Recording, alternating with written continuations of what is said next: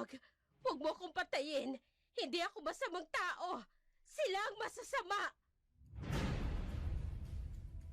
Walang puwang sa mundo ng mga tao ang mga katulad ninyo. Ang dapat sa inyo ay patayin. Gagawin kong hapunan ang mga puso ninyo! Barilin mo na! Ano pang hinihintay mo? Malapit na siya! Kapag hindi mo siya napatay, tayo ang papatay niya! Lalapain tayo ng aswang na yan! Hindi ko siya tinabaan. Mabilis siyang nakailag. Susugurin niya ako! Hindi! Hindi!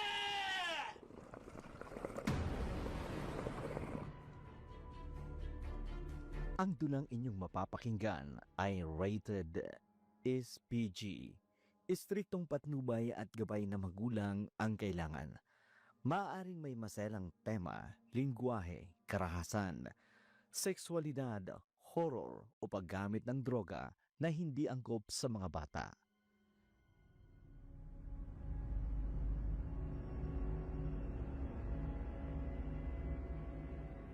Sa panahon ngayon, naglipana na ang masasamang tao sa ating lipunan, kaya hindi mo alam kung kanino ka magtitiwala. Kung minsan ay nagbubulag-bulagan tayo sa mga material na bagay na nagiging dahilan ng pagkasira natin sa mga taong hindi natin lubusang kilala. Ikaw, kanino ka ba magtitiwala? Sa taong lubusang mong kilala o sa taong minsan mo lamang nakasama? Magandang araw po sa inyo. Sa araw na ito, isa na namang naiibang kwento ang ating bibigyan ng buhay. Kwentong padala ng isa sa ating mga masugid na taga-subaybay.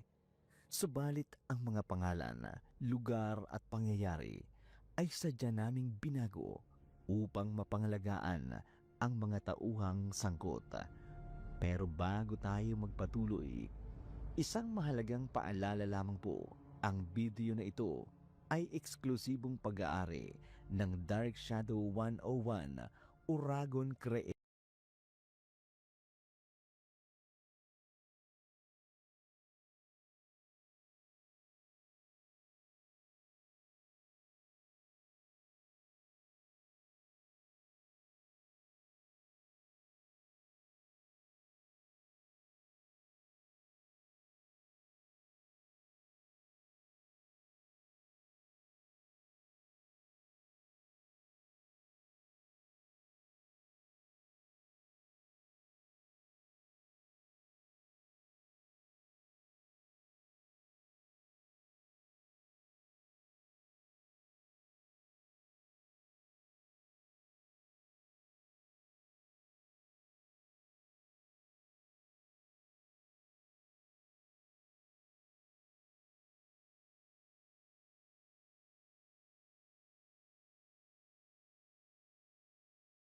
Chang, pero hindi naman po pwede.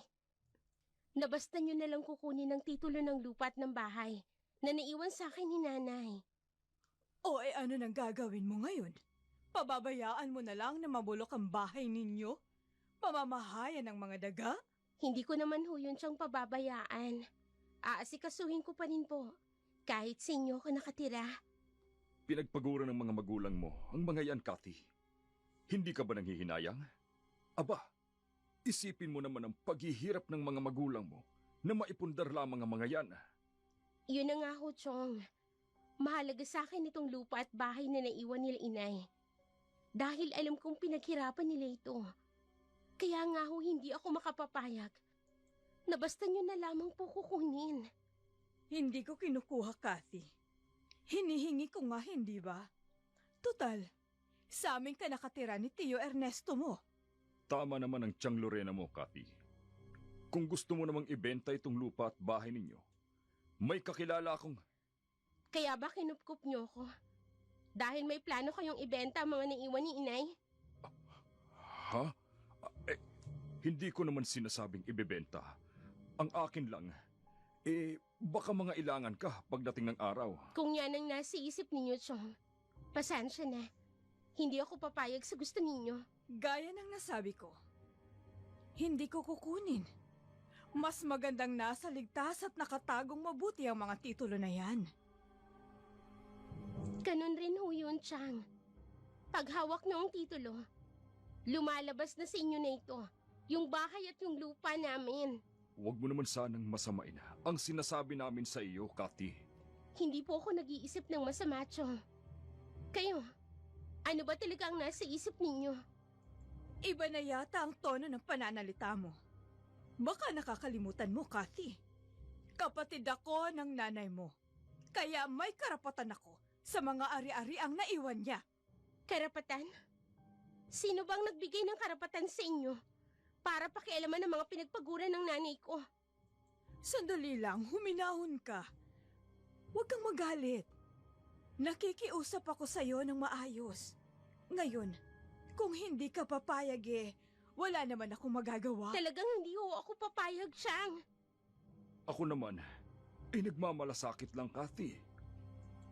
Kung hindi ka sang-ayon sa mga sinasabi namin ng Tiyang Lorena mo, ikaw ang bahala. Salamat sa pagmamalasakit ninyo, Chong. Pero ikinalulungkot ko, hindi ko maibibigay ang gusto ninyo.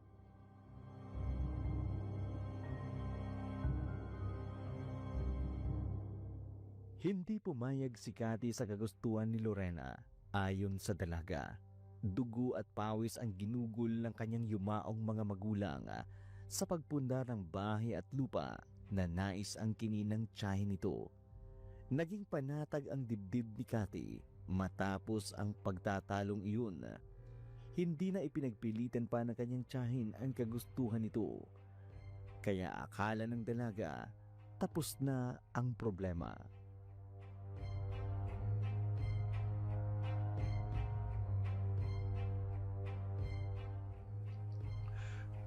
Ang ganda talaga ng katawan mo, Cathy. Ang kinis at ang puti. Para kang pagkain na nakakatakam kainin. Kung bakit ba naman kasi hindi mo isara ng maayos ang pinto ng banyo. Dito lang ako magkukubli sa likod ng pinto habang pinagmamasdan ang napaka-sexy mong katawan. Oh, sige lang, Cathy. Sabunin mo mabuti ang katawan mo. Oh.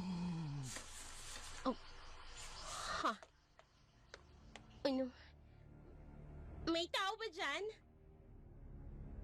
Chang? Kayo ho ba yan? Sino? Hindi. May naninilip sa akin. Tulong! Tulungan niyo ako!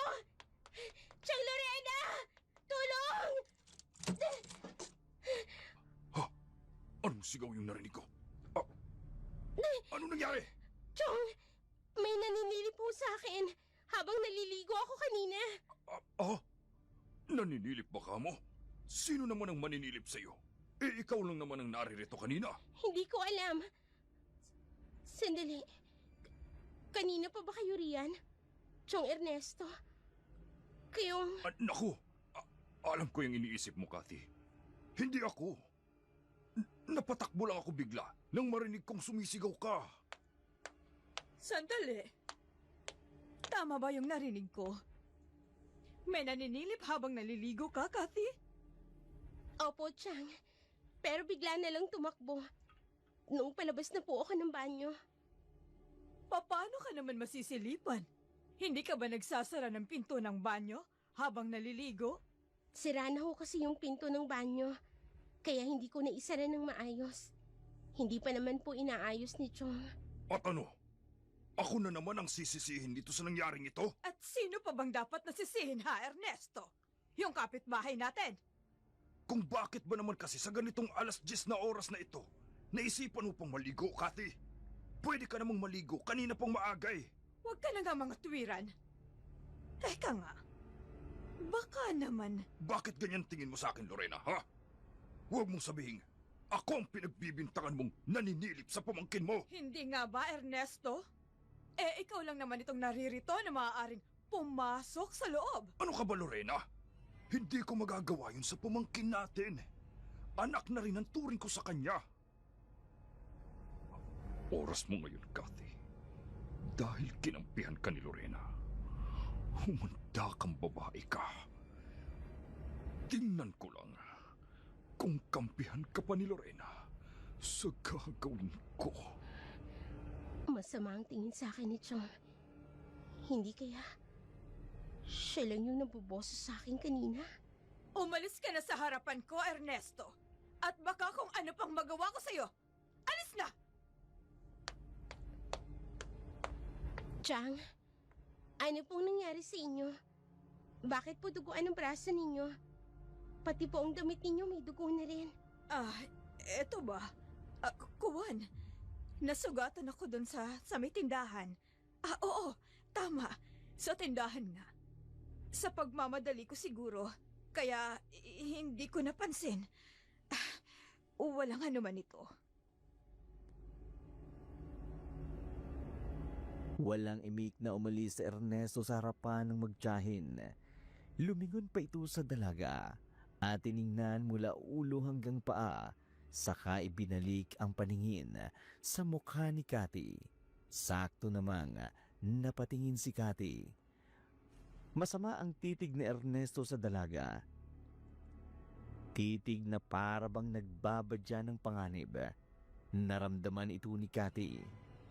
Inalis na lamang ni Cathy ang kanyang paningin kay Lorena na noon ay pinupunasan ang gamit ng maliit na towel ang dugo sa kamay nito na malapit ang matuyo iyon dahil nanikit na sa mga daliri ni Lorena.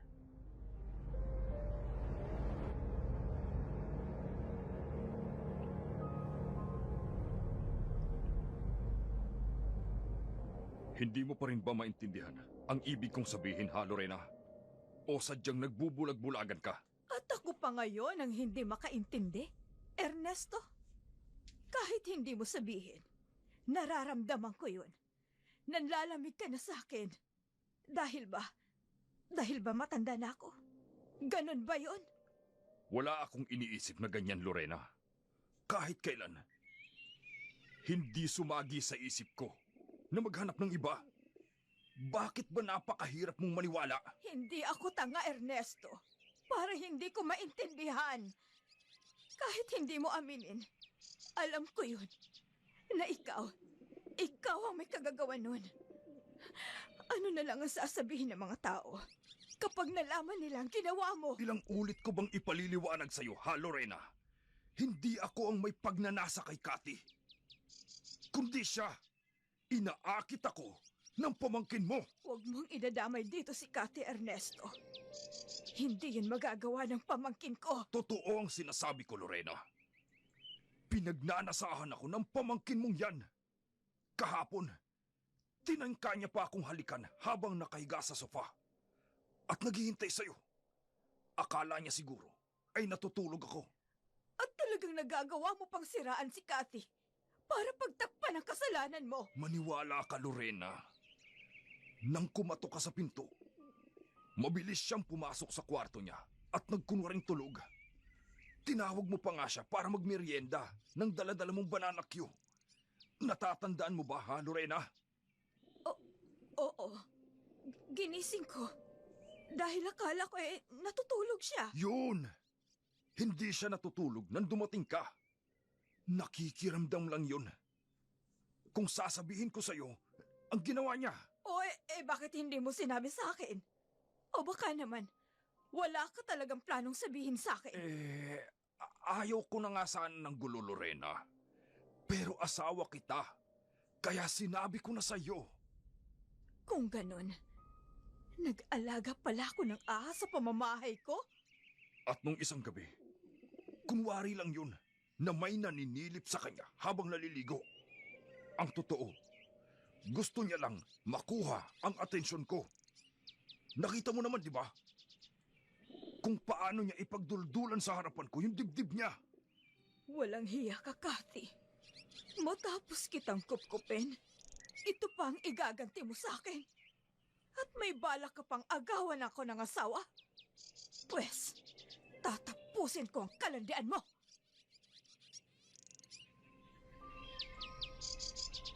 Palihim na tumawa si Ernesto habang nag-aalala sa galit ng kanyang asawa.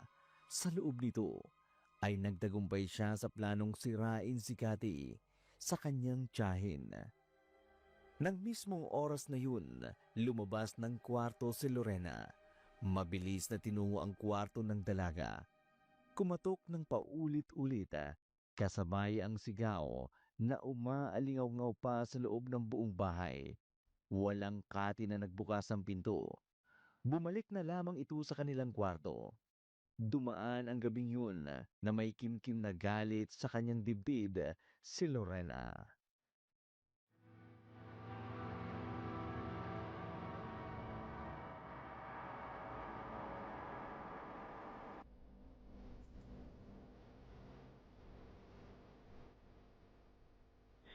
Magandang umaga, Aling Loreng.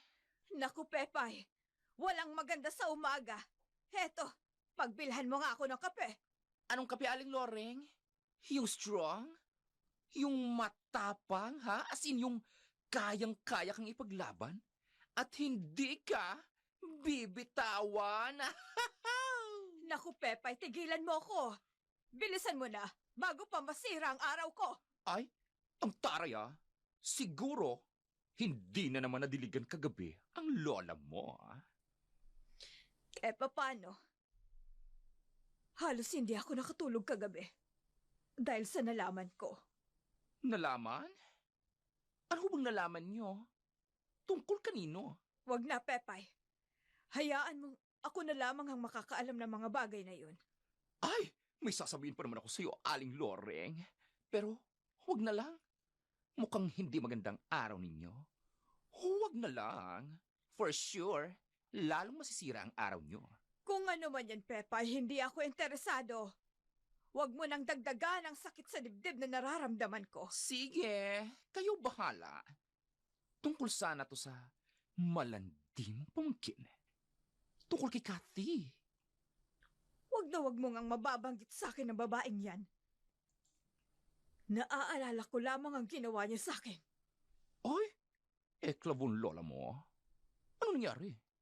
Mantakin mo. Matagal na palang nilalandi ng Cathy na yan si Ernesto. Pak! Aling Loreng, yan nga ang sasabihin ko sa inyo. Talagang nilalandi ng pamangkin mo si Mang Ernesto. Anong ibig mong sabihin, Pepay? Ito nga ang tsurva, Aling Loreng. Yung isang araw, aayain ko sana si Cathy na pumunta sa bayan. Pero nang makita kong... Anong nakita mo? Ano ba, Pepay? Umayos ka nga. Si Cathy, palihim na tinitingnan si Mang Ernesto habang natutulog. Yung bang parang may pagnanasa yung titig niya sa asawa mo. Ano? Totoo ba yung sinasabi mo, Pepay? Ay, maniwala ka, Aling Loreng. Hindi lang isa. 2 beses ko na siyang nakita. Natitig kay Mang Ernesto. I swear, Aling Loreng, inaahas kayo ng Cathy na yan. Kung ganon, totoo pala ang sinabi ni Ernesto. Humanda ka sa akin na babae ka. Makikita mo. Kung ako sa inyo, Aling Loreng, palalayasin ko na siya bago pa may mangyaring hindi maganda sa Cathy na yan at sa asawa mo. Tama. Ngayon din. Tatapusin ko ng kalandian ang babaeng yan! Ay, teka lang, Aling Loreng. Ano gagawin niyo? Sandali! Aling Loreng!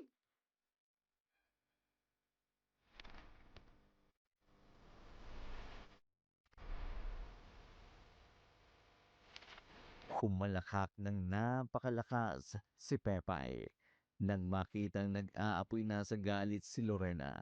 Sa isip nito, nakaganti na siya kay Cathy sa kadahilanang napaibig ng dalaga si Patrick na matagal na palang lihim na iniibig ni Pepay.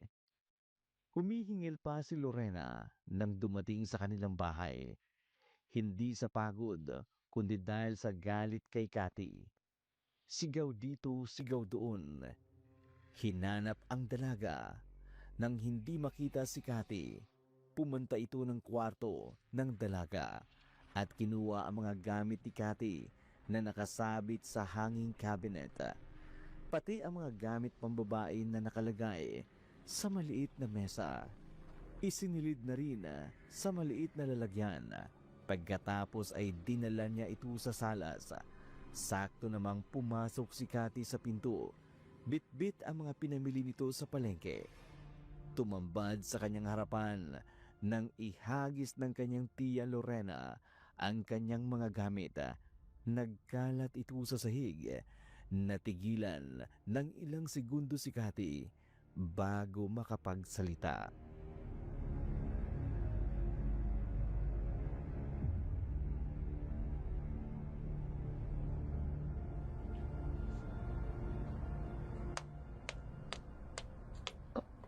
Chang, damit ko ho ang mga to Tama.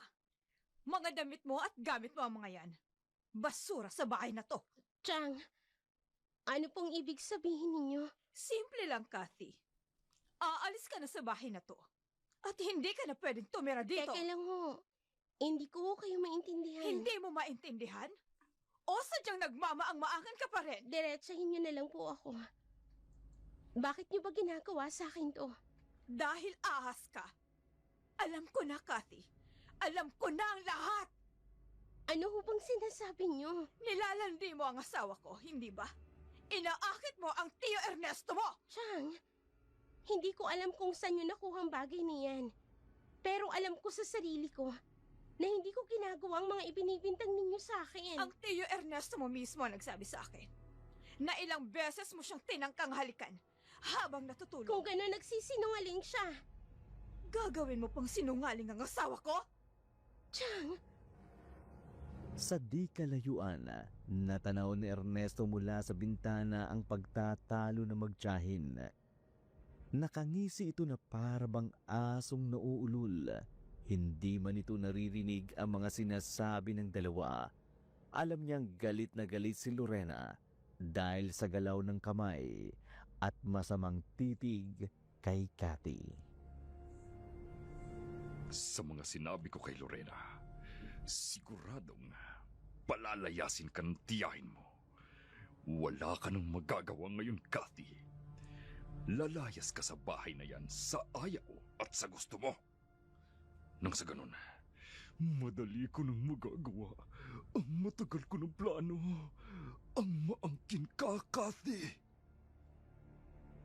Tumawa naman si Ernesto na parabang asong takam na takam sa masarap na pagkain. Hindi pa man napalalaya si Cathy sa bahay, buo na ang plano sa dalaga. Buo na ang pasya ko, Cathy. Hindi ka na pwedeng tumira dito. Nakakahiya na sa mga kapitbahay natin. Baka mas lalong masira ang reputasyon ko dito kapag nalawan ang ginagawa pero mo. Chang, alam niyo naman na wala akong mapupuntahan kapag pinaalis niyo ako. Hindi ko na yan problema. Ano pang hinihintay mo? Chang, Damputin mo na yung mga gamit mo at umalis ka na! Chang Lorena, nagmamakaawa ho ako sa inyo. Kung gusto niyo, pagsisilbihan ko po kayo. Magtatrabaho ako dito sa bahay. Kahit anong ipagawa niyo sa akin, gagawin ko. Huwag niyo lang po akong palayasin. Maawa na po kayo, Kaya Chang. nga kita kinupkop nang mamatay ang mga magulang mo dahil naawa ko sa'yo, Cathy. Chang, Pero ano? Ano pa ang mapapala ko sa'yo? Ang ahasin ako? sige ho. Hindi ko na ipipilit ang sarili ko. Aalis na lang ho ako kung talagang yun ang gusto ninyo. Pero uulitin ko sa inyo, kahit kailan, hindi ko ginawa yung pang-aahas na sinasabi ninyo. Kung sa bagay, Cathy, wala namang magnanakaw na umaamin na magnanakaw siya. Sabihin niyo na kung anong gusto niyong sabihin. Pero malinis ang konsensya ko. Wala akong ginawa. Naging panibagong hamon sa buhay ni Cathy ang pagpapalaya sa kanya habang naglalakad dala ang ilang perasong gamit. Higit sa lahat ay ang titulo ng kanilang bahay at lupa. Labag man ito sa kalooban ni Cathy, wala na siyang magawa dahil yun ang kagustuhan ng kanyang tiyahin. Namumugto ang mga mata. Natatanaw pa nito ang tiyuhin na si Ernesto na nakamasid sa kanya habang papalabas ng bahay.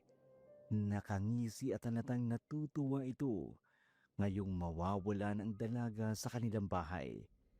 Tuliro na para bang wala sa sarili habang naglalakad. Bawat hakbang ay walang katiyakan kung saan tutungo. Pero patuloy lang ito sa paglalakad. Saglit na magpapahinga kapag nakararamdam ng pagod.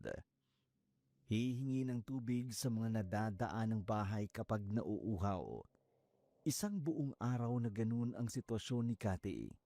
Palubog na ang araw.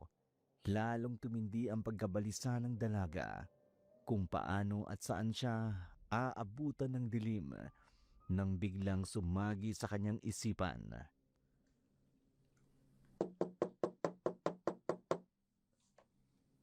Sandali lang ho! Sino kaya to? Magagabi na. Wala naman akong inaasahang pupunta dito ng ganitong oras.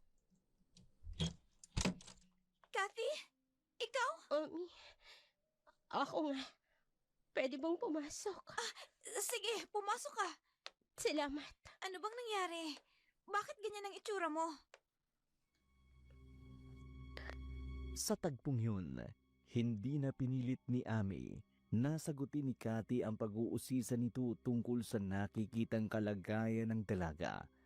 Nanghihina at pawis na pawis. Maging ang mga labi nito ay namumutla na rin. Tantiyan ni Ami na malayo ang pinanggalingan ng kaibigan. Agad na naghanda ng makakain para sa kaibigan. Nang sa ganun ay bumalik ang lakas nito. Saka na lamang niya aalamin kung ano ang totoong nangyari kay Cathy.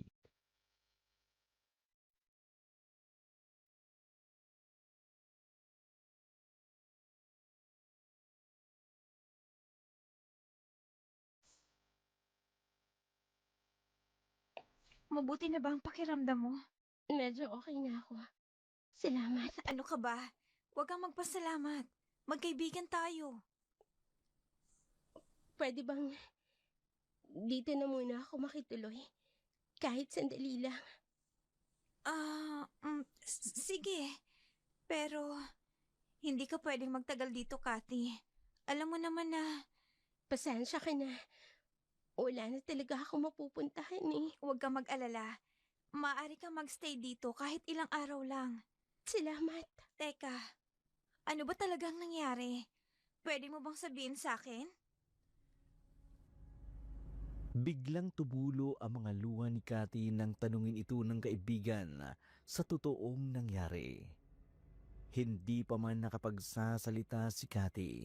Ramdam na ni Ami na hindi maganda ang nangyayari sa kaibigan. Ilang sandali naman ay kumalma ng bahagya si Cathy. Saka nagsimulang magkwento ng nangyari sa kanya. Pinalayas ako ni Chang sa bahay nila. Ano? Pero, kapatid siya ng nanay mo, hindi ba? Oo. Gustong kunin ni Chang yung bahay at lupang niiwan ni nanay. Pero hindi ako pumayag. Dahil lang doon palalayasin ka nila? Hindi lang yun. Pinagbintangan niya pa ako na nilalandi ko raw si Chong Ernesto. Ano? Kampo naman pala ng kasamaan niyang tiya mo eh. Kung hindi ba naman siya tanga, pamangkin ka niya tapos pag-iisipan ka ng ganon? Naniwala kasi si Chang sa mga kasinungalingan ni Chong Ernesto. Baka naman, plano talaga ng Ernesto na yun na siraan ka sa tiya Lorena mo. Nang sa ganon, palayasin ka talaga sa bahay niyo. Ganun na nga talaga ang kutob ko. Isa pang dahilan ni Chang, ang hindi ko pagpayag na ibigay sa kanila ang titulo ng lupa at ng bahay namin. Mga ugas din pala yung mga kumupkup sa'yo, no? May masama palang balak sa'yo? Oo nga eh. Hindi ako makapaniwala na nagawa nila sa akin to. Ano nang plano mo ngayon? Gusto ko sana maghanap ng trabaho. Anong trabaho bang kaya mo kung sakali? Kahit na ano, labandera, o di kaya tindera sa tindahan. Ang importante, may panggastos ako sa araw-araw. Naku, tamang-tama. Naghahanap si Don Manuel na makakasama sa malaking bahay. Umuwi na kasi sa probinsya yung kasama ko dun eh. Talaga? Oo, Salamat. wala yun. Ano ka ba? Bukas na bukas din, ipapakilala kita kay Don Manuel. Naibsan ang bigat sa dibdib na nararamdaman ni Cathy. Matapos itong magkwento sa kaibigan niya, labis ang pagpapasalamat sa kaibigan dahil sa pagtulong nito sa kanya. Matapos magkwentuhan ay pumasok na sa kwarto ang magkaibigang Cathy at Ami para matulog. Ilang sandali lang ay narinig ni Cathy na humihilig na si Ami. Alas 11:45 na ng gabi nang tingnan niya ang orasan sa kanyang cellphone. Hindi pa rin dinadalaw ng antok ang dalaga. Samantala, sa bahay ng tiyahin ni Cathy, dumating si Ernesto na duguan. Sa leeg, pati na ang damit na kulay puti ay halos mapuno ng tilamsik ng dugo. Maging ang mga kamay nito'y nagkukulapulan na naglalagkit na dugo. Pumapatak pa ito ng 2 beses sa kinatatayuan ni Ernesto. Labis naman itong ikinabigla ni Lorena.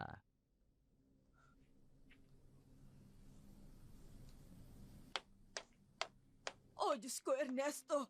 Anong nangyayari sa'yo? Huwag ka mag-alala. Wala ito. Anong wala? Ay ano, pawisan ka. Maraming dugo ang damit mo. Ang sabi ko, wala ito. Kaya pwede pa. Kumalma ka. Halos maghapon kang wala dito sa bahay. At dumating kang duguan. Tapos, tumatagaktak pa ang pawis mo. Eh paanong hindi ako mag-aalala? Pwede ba tumahimik ka? Kapag hindi ka tumigil sa kaartehan mo, tatamaan ka sa akin. Hindi ako mananahimik hanggat hindi mo sinasabi kung anong nangyari sa'yo. Kailangan ko mag-isip ng ibang dahilan. Hindi mo pwedeng malaman ang tunay kong pagkatao, Lorena. Kapag nagkataon, ikaw mismo ang magpapahamak sa akin. Tinatanong kita, Ernesto. Huwag mo akong titigan lang ng ganyan. Saan ka nang galing? At bakit namumula ang mga mata mo? Adik ka ba? Galing ako kila paring Rudy. Nagkainuman ng konti. Kaya medyo ginabi ng uwi. Nagkainuman? Pero bakit ang daming dugo sa damit mo? Pati mga kamay mo, nanlilimahid ng dugo. Nagpatulong si paring Rudy sa pagkatay ng baboy sa kanila. Natural, magkakalat ang dugo nun sa damit ko. Pero, paanong magkakatay ng baboy si paring Rudy? Sa susunod na buwan pa ang pista dito sa atin. Para yun, sa kaarawan, bukas ng yung bunsong anak niya. Yung dumating kahapon galing sa Maynila. Ernesto, magtapat ka nga sa akin. May ginawa ka bang hindi ko alam? Ano bang pinagsasasabi mo, Lorena? Sinabi ko na sa'yo ang totoo. Wala na akong magagawa kung hindi ka maniniwala. Siguraduhin mo lang, Ernesto. Dahil sa oras na malaman kong meron kang ginagawang hindi maganda, hindi kita sasantuhin. Wala kang malalaman sa akin dahil wala akong ginagawang masama. Bakit mo pinagpipilitan mo? Hindi mo alam kung anong kaya kong gawin, Ernesto. Isipin mo na kung anong gusto mong isipin, Lorena. Pero hindi mo malalaman kung anong tunay kong katauhan. Magkakamatayan muna tayo. Matapos ang pagtatalo ng mag-asawa, napaniwala ni Ernesto ang asawang si Lorena. Sinang-ayon nito ang alibay na ginawa niya, bagamata.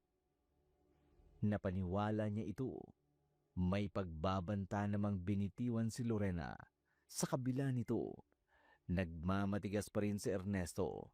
Sa isip nito, wala nang balak sabihin kay Lorena ang lihim ng kanyang pagkatao kahit pa ikamatay niya ito. Kinaumagahan sa bahay ng matandang negosyante. Matapos ipakilala si Cathy kay Don Manuel, nagsalita agad sa isip ang matanda tungkol sa magandang hubog ng katawan ni Cathy. Napansin naman ito ng dalaga ang malibog na pagkakatitig sa kanya ng matanda. Titig na para bang nakikita nito ang kahubaran ng dalaga.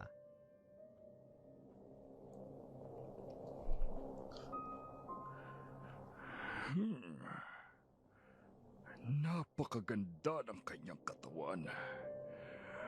Ang sexy niya sa kanyang suot na damit. Halos nakikita ng kanyang dibdib. Lalo pa siguro kapag nakahubad siya. Ganitong babae ang matagal ko nang hinahanap. Don Manuel, pwede ko po bang iwan si Cathy? Hindi ka yata niya naririnig. Kanina pa siya nakatitig sa akin. Nakakatakot naman siya kung tumingin, Ami. Parang gusto kong kainin ng buhay. Don Manuel! Okay lang po ba kayo, Don Manuel?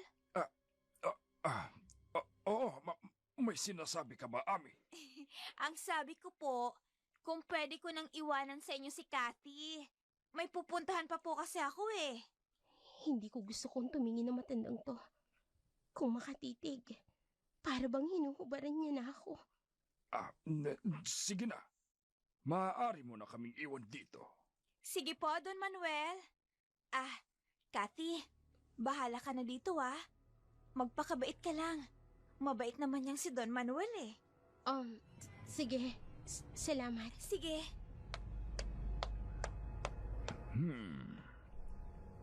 Cathy baka mo ang pangalan mo. Opo, Don Manuel.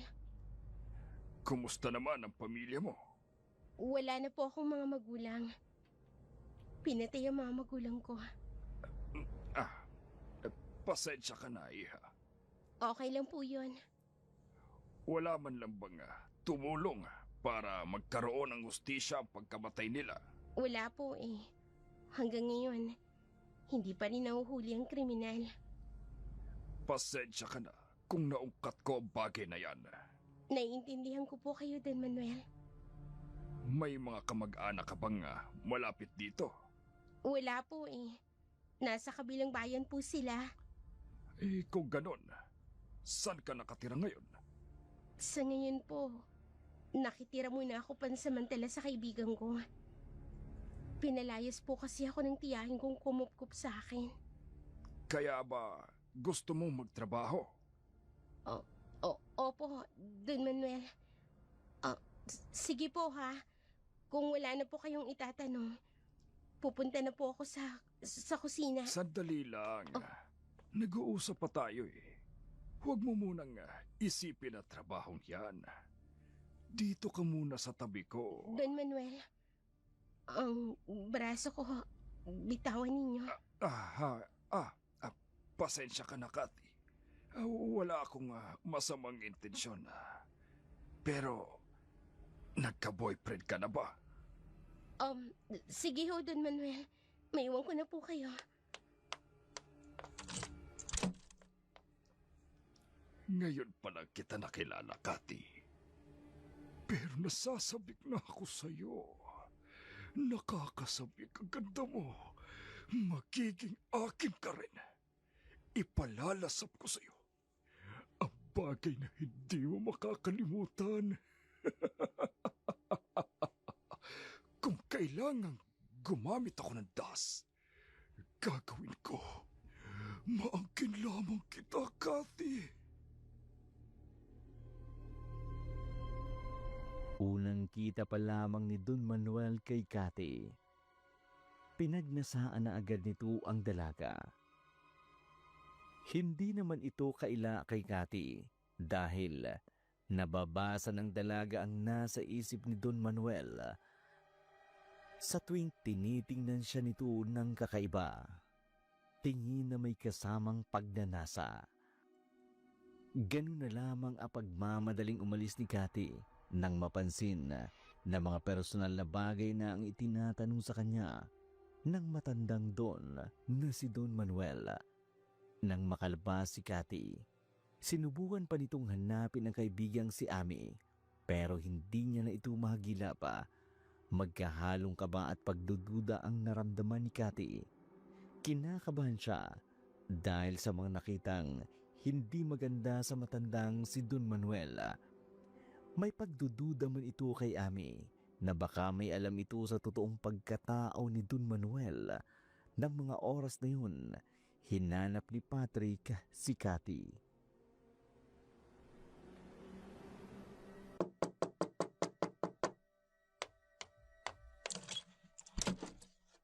Patrick? Nasaan si Cathy? Si Cathy? Nasaan siya? Saan mo siya dinala? Teka lang sandali. Pwede ba? Huwag kang sumigaw dito sa labas. Halika, pumasok ka. Ngayon, sabihin mo, Ami, nasaan si Cathy? Saan mo ba talaga siya dinala? Ano bang problema? Bakit bang init-init ng ulo mo? Ikaw ang problema! Bakit ba ayaw mong sabihin kung nasaan si Cathy? Hindi mo na kailangang malaman kung nasan siya. Dahil masaya na siya doon. Wala na siyang mga magulang, Ami. Kailangan niya tayo. Kalimutan mo na lang siya, Patrick. Mas magiging magandang buhay niya kung nandun siya. Hindi. Sa mansyon ba ni Don Manuel siya dinala? Ano ka ba naman, Ami? Ano bang ginawa mo? Wala naman sigurong masama kung dun siya titira sa mansyon. Napakayaman ni Don Manuel. Kaya siguradong maibibigay ng matandang yon ang lahat ng gusto niya. Hindi ka ba talaga nag-iisip? Manyakis ang matandang yun.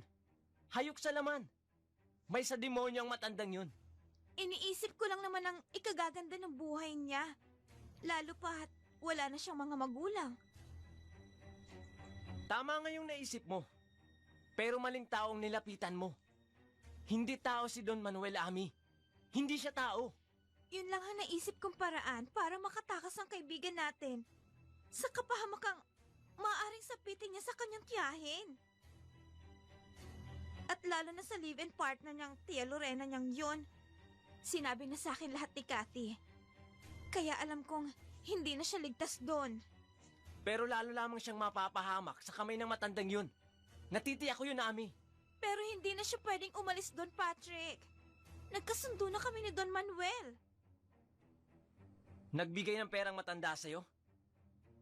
Kunin mo si Cathy.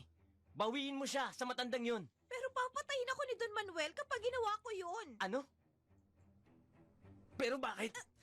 Bakit mo ginawa to? Patrick, sandali. Bitawan mo muna ang braso ko. Nasasaktan ako. Ano Talagang ba? masasaktan ka. Paano mo nagawang ibenta ang kaibigan natin? Bitawan mo sabi ako. Ano ba? Nasasaktan ako, Patrick.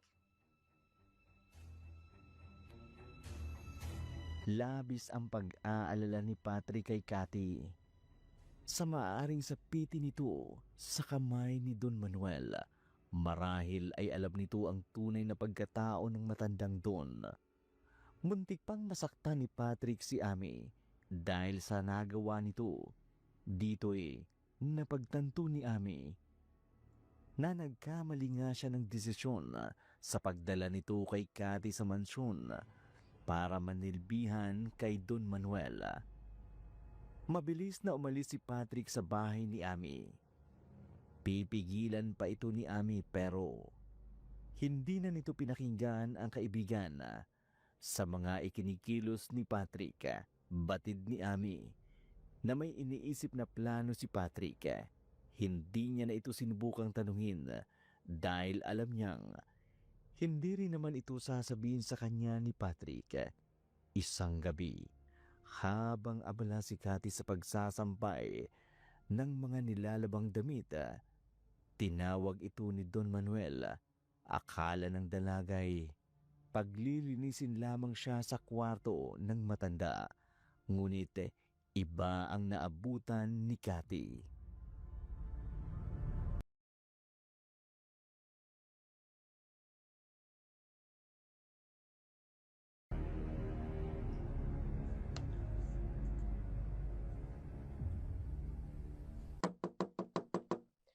Don Manuel, naririto na po ako sa labas ng kwarto ninyo. Bukas yan, Cathy. Pumasok ka.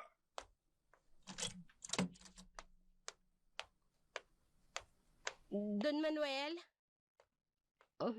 Ano pong meron? Bakit po may nakasinding kandila sa mesa? May wine at may mga pagkain. May mga bulaklak din po na iba-ibang kulay. Anniversary kasi namin ngayon ng asawa ko. Kaya naghanda ako ng konti. Pero matagal na pong patay ang asawa ninyo, hindi po ba? Iyon po ang sinabi sa akin nung minsang tanungin ko po kayo. Tama ka, Cathy. Patay na nga siya.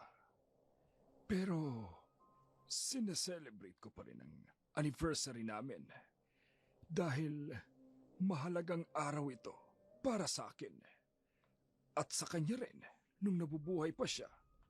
Oh, ganun po ba? Sige po, Don Manuel. Lalabas na po ako. Bukas ko na lang po lilinisin tong kwarto. Hindi. Huwag ka munang umalis. Dito ka lang. Samahan mo kong mag-celebrate ngayong gabi. Pero, Don Manuel, nakakaya po kasi sa inyo. Sige na. Maupo ka. May 2 upuan sa magkabilang gilid ng mesa. Para sa iyo yung isa.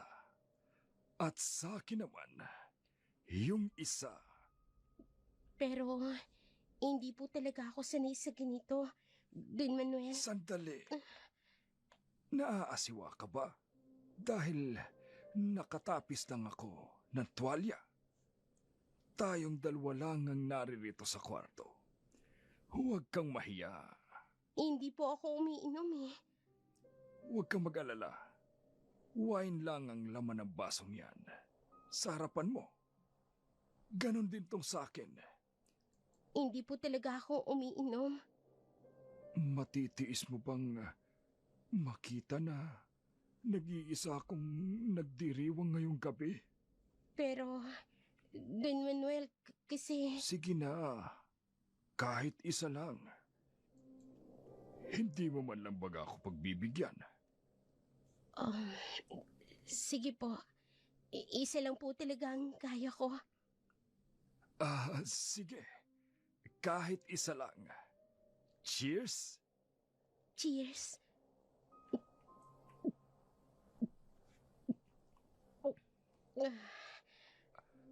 O ano? Masarap ba? Okay lang po, Don Manuel. Ay, sandali lang. Magbabanyo lang ako. Habang nasa banyo si Don Manuel, lalabas na ako ng kwarto. Teka, nahihilo ako. Tatayo ako. Hindi ako makatayo. Walang lakas ang katawan ko. Anong nangyari sa akin? Nahihilo ako. Hindi kaya nilagyan ni Don Manuel ng pangpatulog ang wine. Hayop.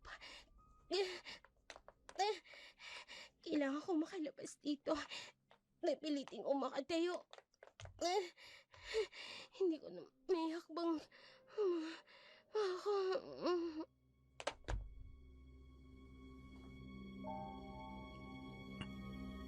Ilang minuto pa ang lumipas bago bumalik si Don Manuel. Nakabulagta na si Cathy sa sahig ng kwarto ng maabutan ng matanda. Pilit na itinatago ang sarili. Subalit para bang wala na itong lakas para makatayo. Palihim na tumatawa si Don Manuel habang pinanunood si Cathy sa ganoong kalagayan. Pinipilit na idilat ni Cathy ang kanyang mga mata, pero hindi na ito makatingin ng diretso sa taong nasa harapan niya. Bagamat nanghihina na, naaninag nito ang taong nasa harapan niya, si Don Manuel iyon.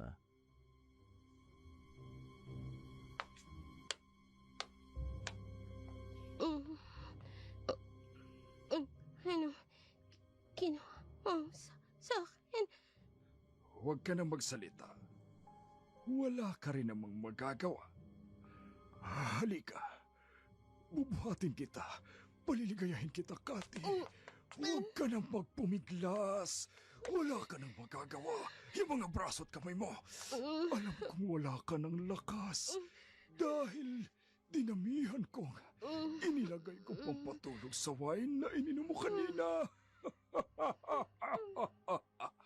Akin ka na ngayong gabi, Kati. Kapalit ng malaking perang ibinigay ko sa kaibigan mo. Akin na. Sa ayaw at sa gusto mo. Akin ka na. Akin ka na. Wala nang nagawa pa si Cathy na isakatuparan na ni Don Manuel ang maitim na balak sa dalaga.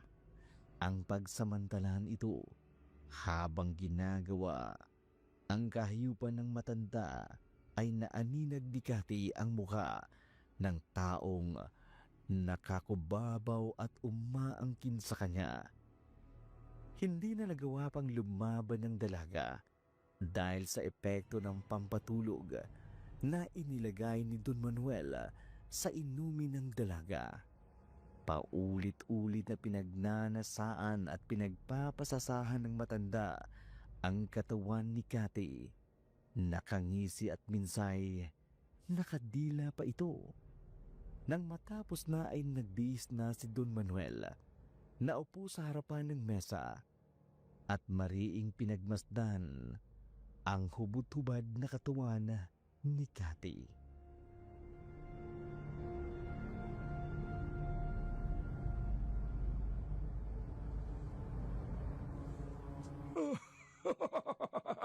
Ay, sa wakas. Nakuha na rin kita, Cathy. Wala ka nang maipagmamalaki sa akin ngayon. Tingnan ko lang kung tatanggapin ka pa ng boyfriend mo kapag nalaman niya ang ginawa ko sa'yo.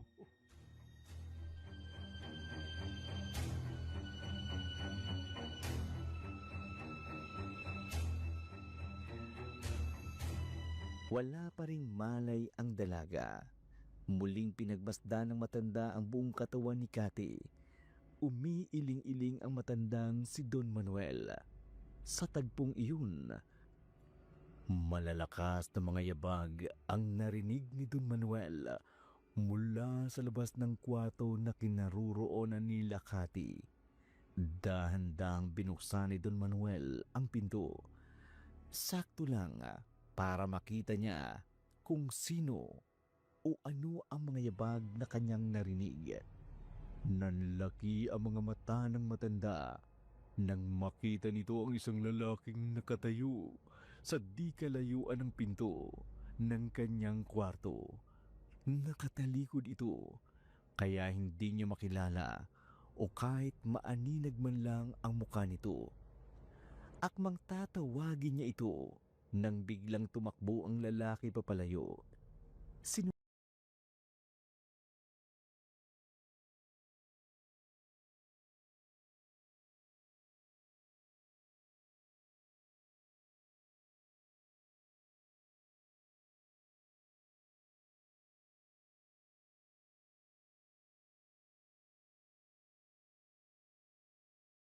Ano na naman ang ikakatwiran mo ngayong hating gabi ka na namang umuwi? Tumahimik ka! Nagugutom ako. Ipaganda mo ako ng pagkain. Sagutin mo ang tanong ko. Saan ka nang galing? Sinabi ng tumahimik ka at itiko mo yung bibig mo! Hayop ka, Ernesto!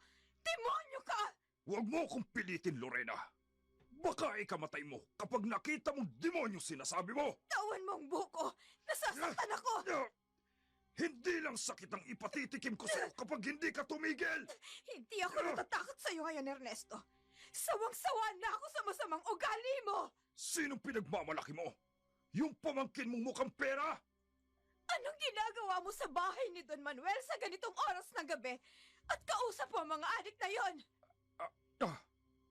Nagpunta ka sa bahay ni Don Manuel? Sinundan kita. Nang umalis ka kanina, Ernesto, nakita kitang umaali-aligid sa mansyon ni Don Manuel. Kaya alam ko na meron kang masamang binabalak. Tigilan mo yung kabibintang mo sa akin, Lorena. Wala akong alam sa mga sinasabi mo. Kilala ko ang mga taong kausap mo kanina. Sa harapan ng mansyon. Sila ang mga adik na matagal nang hinahanap ng mga pulis dito. Bakit kilala mo ang mga taong yun? Nag-aalok sila ng trabaho. Yun naman ang gusto mo, hindi ba? Ang maghanap ako ng trabaho. Sinungaling! Ilang beses na kitang napapansin, Ernesto. Lumalabas ka tuwing hating gabi. Kaya nang magkaroon ako ng pagkakataon, sinundan kita para mapatunayan ang hinala ko. May masama kang plano kay Kathy? At kasabwat mo ang mga yon? Isipin mo na kung anong gusto mong isipin. Ito ang tatandaan mo, Lorena. Oras na maipahamak mo ako, hindi ako magdadalawang isip. Napatayin ka! Ang kapal din naman ang mukha mong pagbantaan ako. Alam ko na ang lahat, Ernesto. Kaya lumayas ka sa pamamahay ko ngayon din. Hayop ka! Hindi ko kailangan ng adik at mamamatay taong katulad mo. Lumayas ka! Layas! Ayoko nang makita kahit kailan ang pagbumukha mo dito! Oo! Talagang lalayas ako sa bahay na to! Wala na akong makukuha sa'yo. Kaya wala ka ng silbi sa akin. Ito lang ang sasabihin ko sa'yo, Lorena. Huwag na huwag kang magkakamaling isumbong ako sa mga pulis. Kapag ginawa mo yun, habang buhay mong pagsisisihan!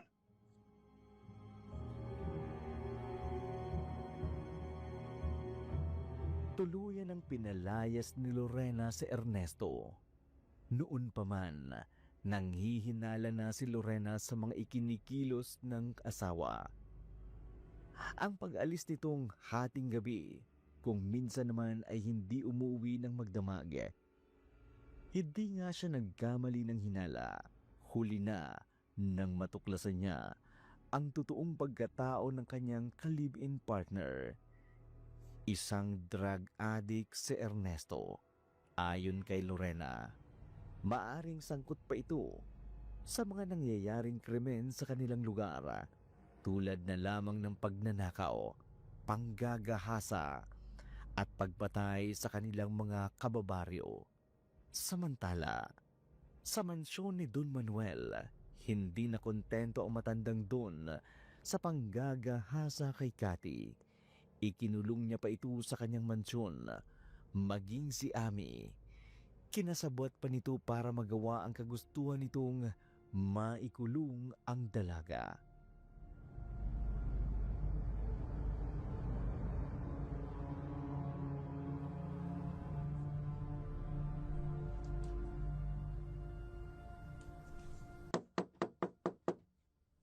Bukas yan! Pasok ka! Ikaw pala, Ami. Halika. Pumasok ka. Don Manuel, ito na po yung pinaluto ninyong pagkain. Salamat. Ilapag mo na lamang dyan sa mesa. Sige po. Don Manuel, may ipag-uutos pa po kayo? Wala na. Sige na. Iwan mo na ako. Sige po, maiwan ko na kayo. Siya nga pala. Kumain na ba si Kathy? Opo, Don Manuel. Binigyan ko na po siya ng pagkain. Ginagawa mo ba yung sinabi ko sa'yo? Opo, pinapakain at inaalagaan ko po siya ng mabuti. Good. Maaasahan ka talaga, Ami. Marunong po akong tumupad sa usapan, Don Manuel. Yan ang gusto ko sa'yo, Ami.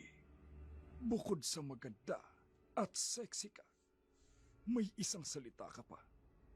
Sige na, iwan mo na ako. Sige po, Don Manuel. Lalabas na ho ako. Walang kamalay-malay si Don Manuel sa balak ni Ami. Malaki ang tiwala kay Ami ng matandang Don dahil mahusay na pagpapanggap ng dalaga. Kaya walang kahina-hinala ang matanda sa lihim na plano ni Ami. Nang oras na yun, walang pagkakaalam si Kathy sa binabalak sa kanya ng kaibigan. Ganun na lamang ang pagkabigla ni Kathy nang biglang pumasok si Ami sa kwarto kung saan nakakulong siya.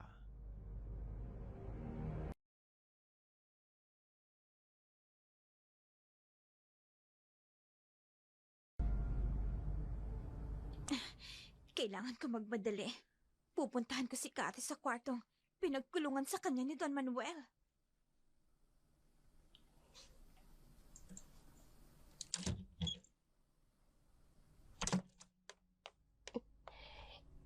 Ami, Magbihis ka. Bilisan mo. bakit? Anong gagawin mo sa akin? Saan mo na naman ba ako dadalhin? Wala nang oras para sagutin ko pa ang mga tanong mo. Sandali. Saan mo ba ako dadalhin? Ibebenta mo na naman ba ako? Tutulungan kita na tumakas dito. Cathy, heto ang susi. Sa malaking gate. Doon sa likuran. Doon ka dumaan. Mas madali ka makakalabas sa kalsada kung doon ka dadaan. Pero paano ka? Hindi kita pwedeng iwan dito. Huwag mo na akong alalahanin. Basta, sundin mo na lang ako. Bilisan mo na. 5 oras lang ang bisa ng pampatulog na inilagay ko sa inumin ni Don Manuel. Pero siguradong sasaktan ka ni Don Manuel. Oras na malaman niyang pinatakas mo ko. Lahat ng pananakit at pangbababoy sa bahay na to, naranasan ko na yun, Cathy. Ano? Pero bakit hindi ka pa umaalis dito? Kapalit ng malaking pera. At papatayin niya ako. Oras na tumanggi ako sa gusto niya. Ayokong maranasan mong dinanas ko dito. Kaya, bilisan mo na. Sige na, kailangan makaalis ka na bago pa magising si Don Manuel. Bakit hindi ka nalang sumama sa akin? Sabay na tayong tatakas sa impyernong bahay na to. Patawarin mo ako, Cathy. Sa kabila ng ginawa ko sa'yo, iniisip mo pa rin ang kalagayan ko. Patawarin mo ako sa nagawa ko sa'yo, Cathy. Nagsisisi akong nagawa ko yun sa'yo. Naiintindihan kita, Ami. Alam kong may matinding dahilan kung bakit nagawa mo yun. Kaya sige na, sumama ka na sa akin.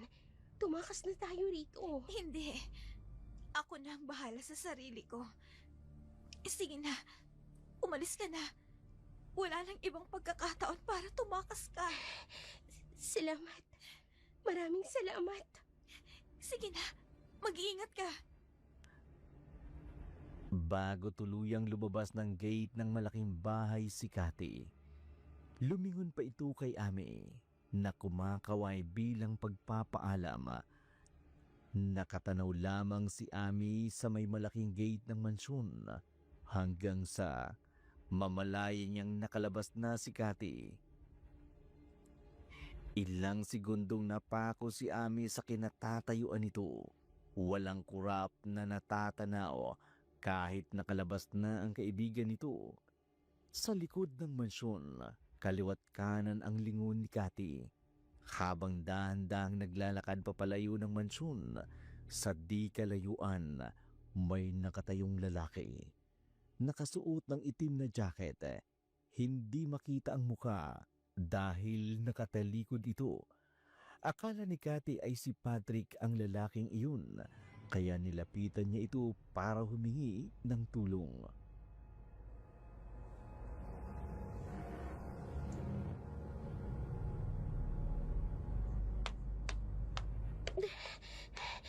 Gabing-gabi na. Hindi bale. Bibilisan ko na lang ang paglalakad. Diyos ko, tulungan mo ko. Salamat at nakatakas na rin po ako sa impyernong bahay na yun. Pero si Ami, kawawa naman siya. Siguradong sasaktan siya ni Don Manuel kapag nagising na yun. Diyos ko, huwag mo pong pababayaan ang kaibigan ko. Bibilisan ko pa. Teka, may lalaking nakatayo sa daraanan ko. Sa dakong yun. Sino kaya siya? Halos kasing tangkad ni Patrick. Tama. Baka nga si Patrick nga ito. Ilalapitan ko siya. Hihingi ako ng tulong sa kanya.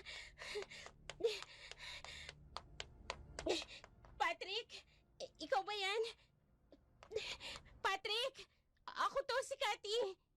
Patrick? Hindi. Si Chong Ernesto. Kumusta ka na, Cathy?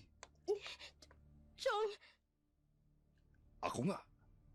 Mabuti naman at natatandaan mo pa ako. Bakit po kayo narito? Anong ginagawa niyo rito? Gusto lang kitang makita, Kati. Bakit? Ayaw mo ba akong makita? Kasi ho, gabi ni... Uuwi na po ako, Chong. Uuwi? Saan ka uuwi? Sa Tiyang Lorena mo? Pinalayas ka na niya, di ba? Kaya, hindi ka na niya tatanggapin doon. Pinalayas niya na nga rin ako eh. Kung gusto mong sumama sa akin, pwede kang tumuloy sa bahay ko.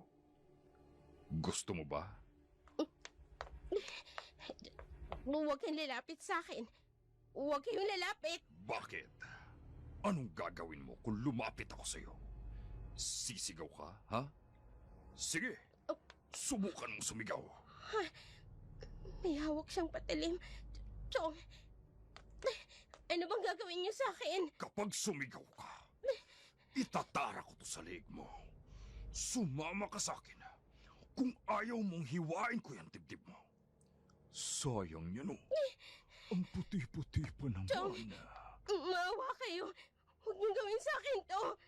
Hindi ka masasaktan kung sasama ka sa akin, Kathy. Sige lang. Konti na lang. Sisipain kita ng kinito.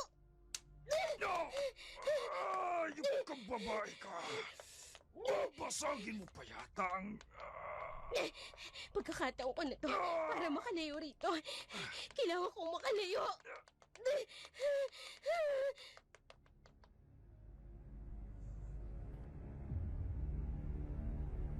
Humandusay si Ernesto sa kalsada. Namimilipit sa sakit matapos ipain ni Kati ang harapan ng tiyuhin nang makalapit ito sa kanya. Iniwan ang mga bitbit at tumakbo ng mabilis si Kati para makalayo sa tiyuhin. Hindi niya na nga ito nilingon pa. Nakalayo na nga si Kati sa tiyuhin ito. Habol hininga habang nakasandal si Kati sa isang bakod na padera. Parang humuhugot ng konting lakas. Malayo-layo din kasi ang tinakbo nito sa pagtaka sa tiyuhin. Sandaling pinakiramdaman ni Kati ang paligid. Walang dumadaang sasakyan. Wala ni isa mang tao sa paligid. Handa nang magpatuloy muli sa paglalakad si Kati. Pero biglang napaatras nang makita ang papalapit na lalaki papunta sa kinaroroonan niya. Tatakbo na sana si Kati pero mabilis na hinablot ng lalaki ang kanyang buhok. Kaya't nawala ng kontrol si Kati at bumagsak.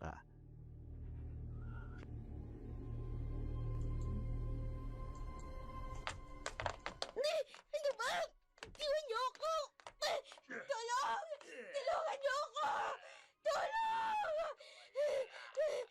Ano ba? Sino ka ba? Ano ba kailangan mo sa akin? Tumahimik ka! Sino ka ba? Ano ba kailangan mo sa akin? Yan, narito na tayo. Tingnan ko lang kung makatakas ka pa. Hindi. Kasama ka ni Chong Ernesto. Hayop ka! Mga hayop kayo! Hindi mo ako matatakasan, Kati! Chong, bakit niyo ba ginagawa sa akin to? Wala naman akong kasalanan sa inyo. Huwag ka ng maraming tanong. Sige na, dalhin mo na siya. Ano ba? Itiwan mo ako. Hindi ako sasama sa inyo. Hayop kayo. Itiwan niyo ako. Matigas ka!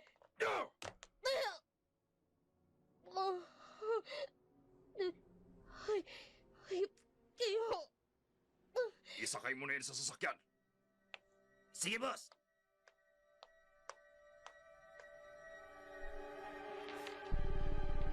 Hindi nakawala si Kati sa kamay ng kanyang tiyuhin. Nanlaban pa sana ito subalit hindi sapat ang kanyang lakas laban sa dalawa. Isang malakas na suntok sa sikmura ang pinakawalan ni Ernesto. Dahilan para mawalan talaga ng lakas ang dalaga. Kasunod dito, ang nakahihilong amoy na inilagay sa panyo at pinaamoy kay Cathy. Nakaramdam ng pagkahilo at antok si Cathy, bagay na hindi niya na ito kayang pigilan. Nawala ng malay tao si Cathy habang tangay-tangay ni Ernesto. Kasi nasaan ka?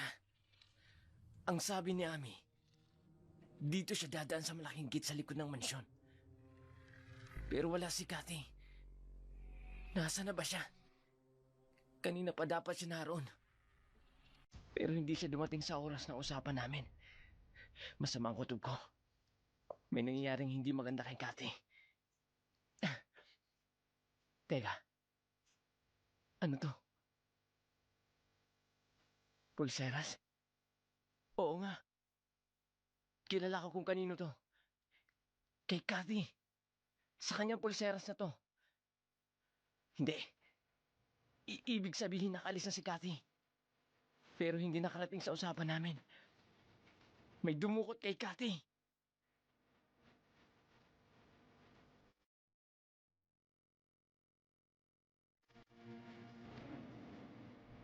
Nang matiyak na may dumukot kay Cathy, may suspecha na ito kung sino ang maaring gumawa noon. Ang taong may matinding galit sa dalaga. Ang tiyahin nito. Galit na sumunod si Patrick sa bahay ng tiyahin ni Cathy. Hinahanap ang dalaga.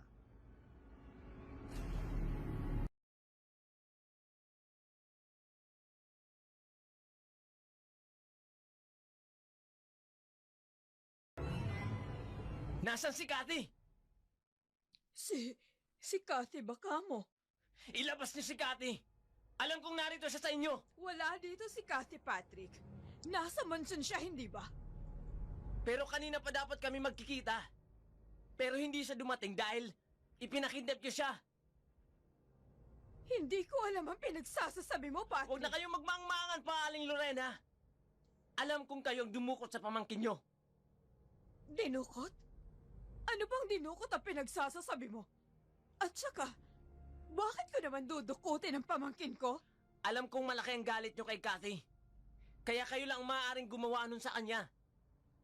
Oo. Nagkaroon kami ng hindi pagkakaunawaan, Patrick.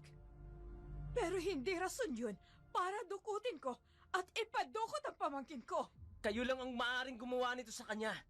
Dahil interesado kayo sa bahay at lupa na naiwan ng magulang niya, hindi ba? Nagkaroon nga kami ng pagtatalo dahil sa titulo ng bahay at lupa na yun. Pero, nagkasundo na rin naman kami tungkol sa bagay na yun. Hindi pa rin ako naniniwala sa inyo. Walang ibang pwedeng gumawa ng masama kay Cathy, kundi kayo. Dahil kayo lang ang may malaking galit sa kanya. Kaya sabihin niyo na, Aling Lorena, saan niyo dinala si Cathy? Sinabi ko na sa'yo, Patrick. Hindi ako ang dumukot kay Cathy. Kung dinukot nga siya, sigurado akong hindi ako yun. Eto, alam niyo ba kung kanino ang pulseras na to? Alam ko. Kay Cathy ang pulseras na yan. Teka, saan mo nakuha yan, Patrick? Nakita ko kanina sa labas ng mansyon ni Don Manuel habang hinahanap ko si Cathy. Kaya alam kong may dumukot sa kanya. At maaaring nang laban siya. Kaya natanggal yan sa pagkakasuot niya. Hindi kaya ganun yun, Patrick? Ganun na nga, Aling Lorena. Pero kung hindi kayong may gawa nito, sino pa kaya ang pwedeng gumawa nito kay Cathy? Hindi ko alam. Hindi ko alam. Nag-aalala na ako, Patrick. Baka kung anong gawin ng kidnapper na yun sa pamangkin ko. Sandali ho.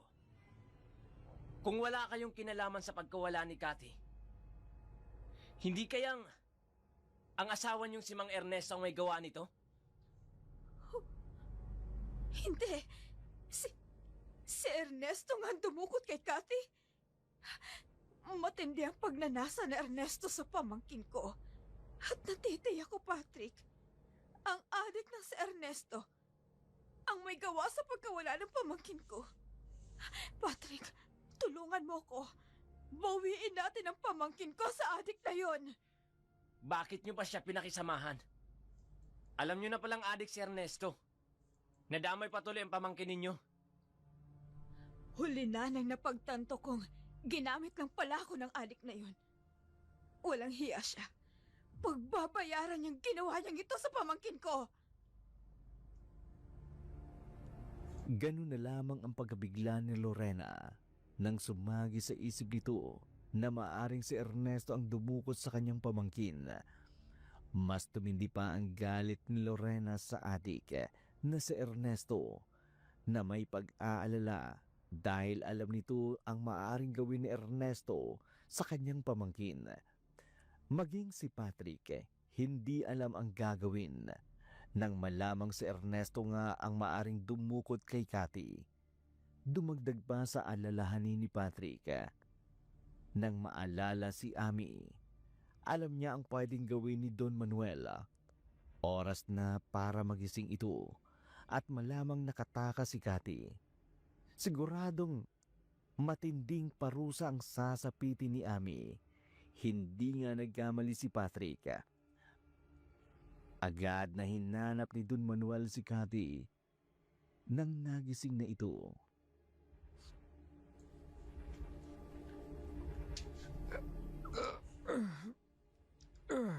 Ay, napasarap yata ang tulog ko. Anong oras na ba?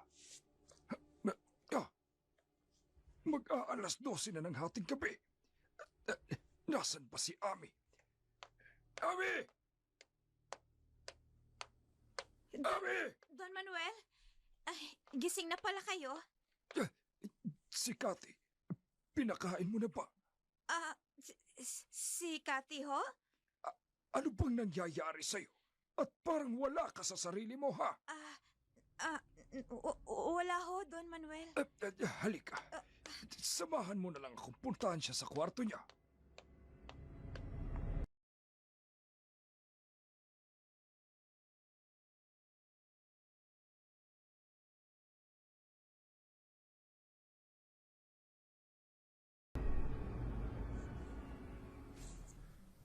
Ano ginawa mo? Nasaan si Cathy? Wala na siya. Wala na! Nasaan siya? Saan mo dinala si Cathy? Pinatakas ko siya. Tinulungan ko siyang makaalis sa impyernong bahay na to. Punyeta ka! Traidor!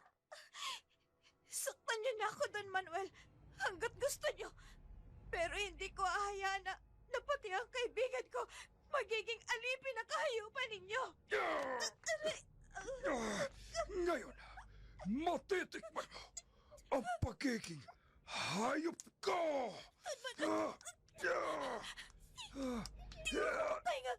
Tawan niyo ako!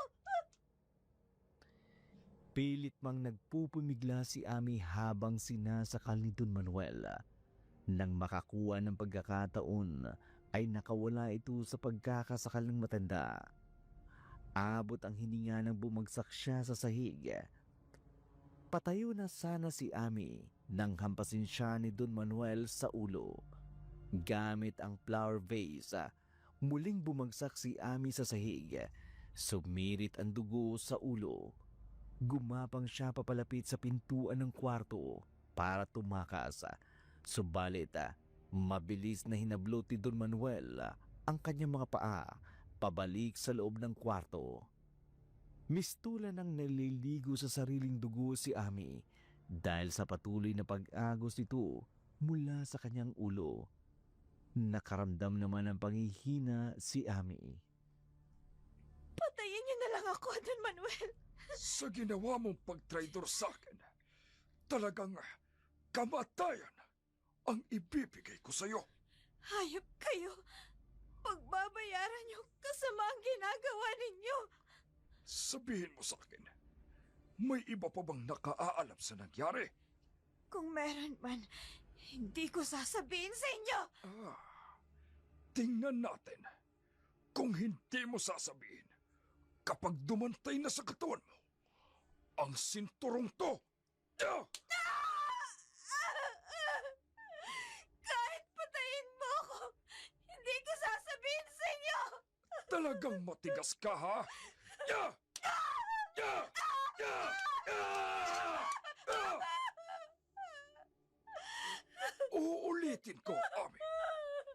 Sino ang nakaalam ng nangyari maliban sa ating dalawa? Hayop kaya! Hayop! Muling dumantay sa katawan ni Ami ang sunod-sunod na hagupit ng sinturon ni Don Manuel.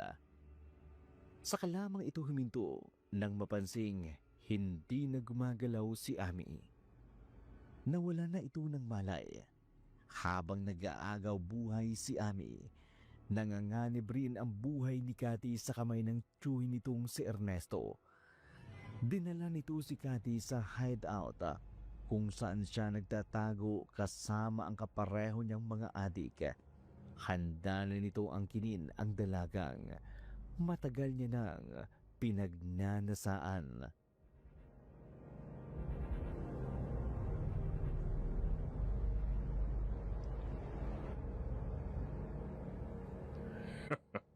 Sa wakas, narito ka na sa akin, Cathy. Maaangkin ko na rin ang babaeng matagal ko nang pinagpapantasyahan. Wala nang makapipigil na anuman sa gagawin ko sa kanya. Bilisan mo na, boss. At pagtapos ka na, kami naman. Kanina pa ako nang gigigil sa katawan ng babaeng yan. Nakakatakang pagmasdan ng pagka-sexy ng katawan niya. Huwag kang magmadali. Mapapasa inyo rin siya. Sige na, lumabas ka na muna. Anan? Tingnan nyo! Bilis! Halimaw! May nakapasok na halimaw! Aswang! May aswang! Sinesalaki tayo ng aswang! Biglang nawala ang mga sigaw mula sa labas. Ilang segundong tumahimik ang baligid nang biglang lumitaw ang nakapangingilabot na nilalang. Bitbit sa magkabilang kamay ang dalawang bangkay. Inihagis ito sa harapan ni Ernesto. Wakwak na tiyan at ang dibdib ang bumugad sa harapan ng adik na si Ernesto. Dahan-dahang lumapit ang halimaw habang natataranta si Ernesto. Anong klaseng nilalang ka? Napabalot ng itim na balahibo ang buong katawan at may matutulis na kuko. Namumula ang mga mata niya. Sino ka? Kung sino ka man demonyo ka, hindi ka sasantuhin ng bala ko!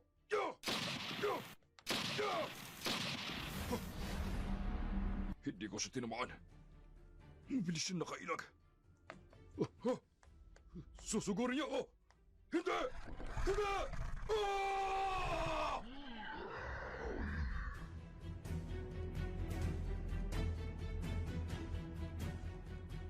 Hinawakan ng halimaw sa leeg si Ernesto at inihagis. Sumalampak sa malaking bato ang katawan nito bago pa makatayo para damputin ang baril na nasa harapan nito ang halimaw. Malakas na sipa ang pinakawala ng halimaw, dahilan para sumalpok ang katawan ni Ernesto sa sementadong poste ng bahay. Dito ay nilapitang muli siya ng halimaw, muling sinakal gamit ang isang kamay. Tumalon ng mataas ang halimaw, bumagsak ito sa harapan ng nakausling bakal at patalikod na isinalampak si Ernesto. Kitang-kita ng halimaw ang tumagos na bakal sa dibdib ni Ernesto at bumulwak ang dugo sa kanyang dibdib. Gamit ang matutulis na kuko, dinukot ng halimaw ang puso at lamang loob ng adik na si Ernesto. Biglang naglaho ang halimaw nang walang bakas na naiwan. Walang naging saksi maliban sa nakabibinging katahimikan at sa walang hanggang kadiliman sa buong paligid. Sa headlines ngayong umaga, natagpuan ang bangkay ng 3 drug addict na nasa watchlist ng mga pulis sa isang abandonadong bahay sa masukal na bahagi ng gubat. Ikinagulat ng mga pulis ang estilo ng sospek sa pagpatay dahil hindi ito ordinaryong pagpatay lamang ang nangyari. Wakwak ang tiyan ng mga biktima at wala nang lamang loob ng mga ito. Aswang ang pinaghihinalaang may gawa ng karumal-dumal na pagpatay sa mga biktima. Patuloy ang investigasyon ng mga otoridad sa nangyaring krimen. Manatiling nakaantabay sa himpilang ito para sa iba pang mga nagbabagang balita. Bakit nyo pinatay ang TV, Aling Lorena? Ano rang sabi sa balita? Natagpuan raw ang bangkay ng 3 adik na pinatay kagabi. Doon sa abandonadong bahay sa gubat. Yan siguro yung mga drug addict na matagal lang nasa watchlist ng mga pulis. Sila nga daw, Patrick. Matagal nang wanted ang mga yun dahil sa mga ginawang krimen, pagnanakaw, at mga abuso ng mga kababaihan. Mabuti naman at nahuli na sila. Mababawasan ang mga krimen dito sa lugar natin. Tama ka. Mabuti na nga't mawala na sila. Siya nga pala. Salamat sa iyo, Patrick. Sa tapat at tunay mong hangarin para mailigtas ang pamangkin ko. Walang anuman yun, Aling Lorena. Ang mahalaga, nakaligtas si Cathy sa mga addict na yun. Siguro kung natagalan pa ako ng dating, baka napahamak na si Cathy. Anong sinabi mo, Patrick? Ang ibig kong sabihin, mabuti na lang at nakapag-report agad ako sa presinto. Oo nga. Mabuti na lang at nakapag-report ka kaagad sa mga pulis. Dahil kung hindi, baka napahamak na si Cathy sa kamay ng mga hayop na yun. Pero hindi ba kayo nagtataka, Aling Lorena? Kung bakit ganun ang pagpatay sa mga addict na yun? Wakwak ang tiyan at wala ang lamang loob. Deserve nilang sinapit nilang yon. At hindi na ako magtataka, Patrick, kung malalaman kong sila ang pumatay sa mga magulang ni Cathy. Malaki pala talagang galit ng Mang Ernesto sa mga magulang ni Cathy.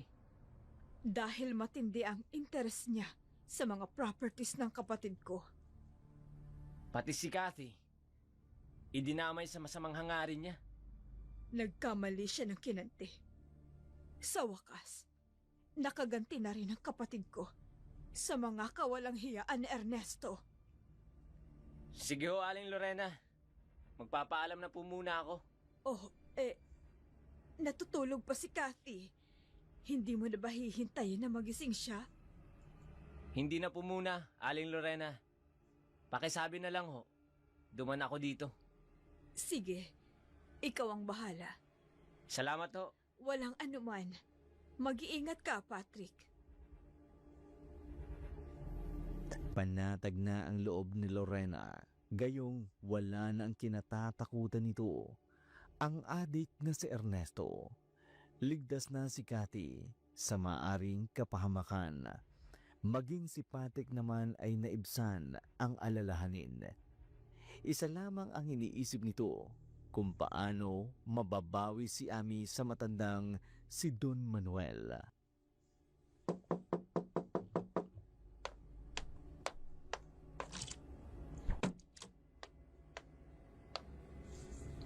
Magandang gabi ho, Aling Lorena.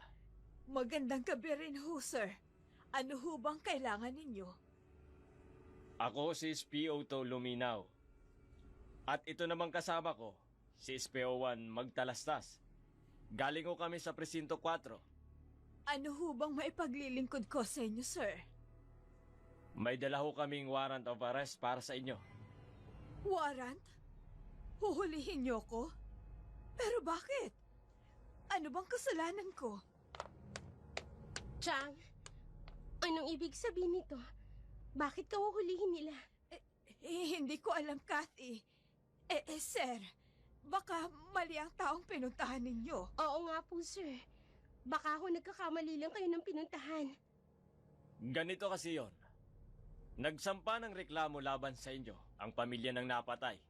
Ano naman ang kinalaman ng Tiyang Lorena ko sa pagkamatay ng mga adik na yun. Nakuhanan sa CCTV footage na naroon kayo, Aling Lorena, sa pinangyarihan ng krimen. Kaya malakas ang ebidensya na may kinalaman nga kayo sa pagpatay. Kung ganon, si Chang, ibig sabihin, aswang si Chang Lorena at siyang pumatay sa mga adik na yun.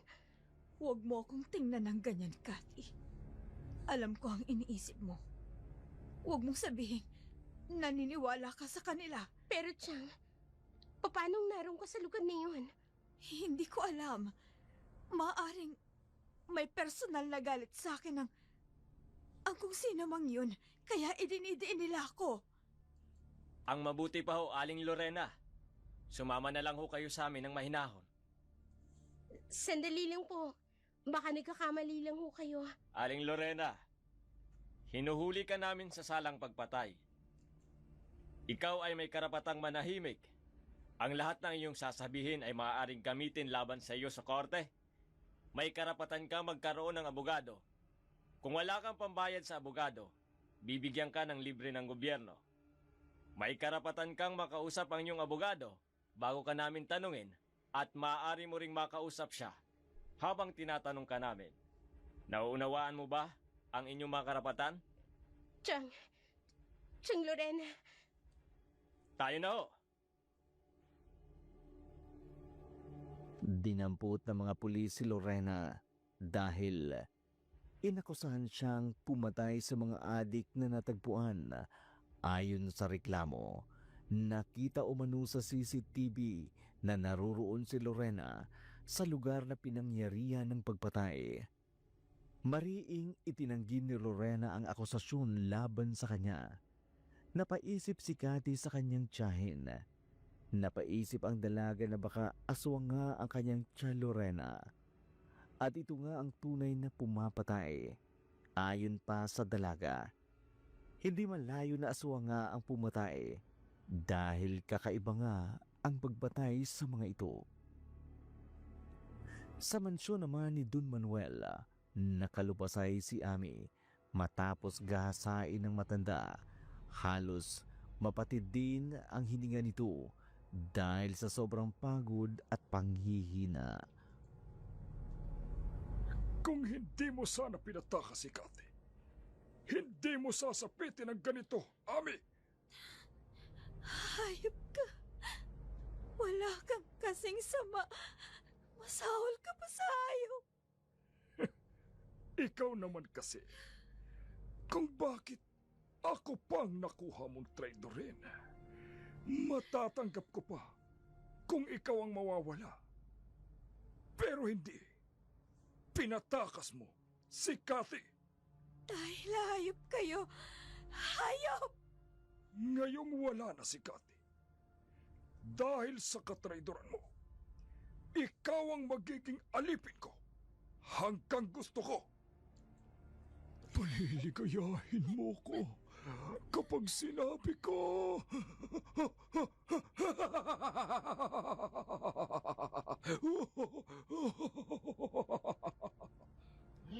Oh, ano yun? Anong ingay yun galing sa labas? Tama na! Ano bang nangyayari sa labas? Bakit nagkakagulo sila? Don Manuel! Don Manuel! Ano nangyari? Bakit nagkakagulo sa labas? Don Manuel! May aswang na nakapasok sa bakuran! Sinasalakay tayo ng aswang!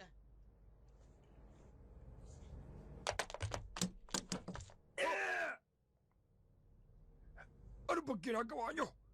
Gamitan nyo ng baril! Huwag nyo nga hayaang makatakas!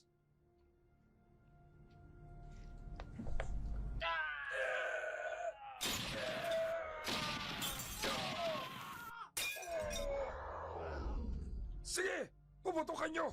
Huwag kayong titigil hanggat hindi napapatay ang aswang! Anong klaseng nilalang to? Nakatatakot ang kanyang itsura. Nakalabas ang matutulis niyang mga pangil. Mabalahibo ang buong katawan. Pula ang mga mata. At may matatalim na kuko sa kamay at paa. Ha? Anong klaseng halimaw to? Sino ka? Ako ang pumapatay sa mga taong mapangalipusta at mapangyurak sa kapwa tao.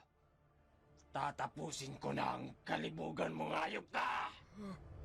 Kung sino ka mga halimaw ka, papatayin kita. Ibabalik kita kung saan ka nababagay. Ya! Ya! Ya! Ya! Bakit hindi ka tinatabla ng bala? Anong klaseng halimaw ka? Hindi. Lumalapit siya sa akin. Susugurin niya ako. Tulong! Tulungan niya ako! Nasaan na ba ang mga tauhan ko? Ang lapit niya na sa akin. Hindi! Hindi!